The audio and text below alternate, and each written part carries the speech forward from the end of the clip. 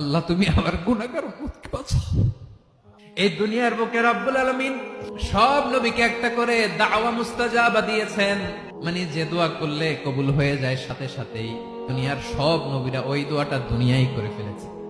বিশ্বনবী বলবেন, আল্লাহ ওই স্পেশাল দোয়াটা দুনিয়াতে করি নাই, আজকে আমি তোমার দরবারে দাঁড়িয়ে কিয়ামতের দিন ওই দোয়াটা করছি। আল্লাহ আমার যে উম্মতের হৃদয়ে যাররা পরিমাণ ঈমান আছে, আমার একটা উম্মতকেও তুমি জাহান্নামে ঢুকাতে পারবা না।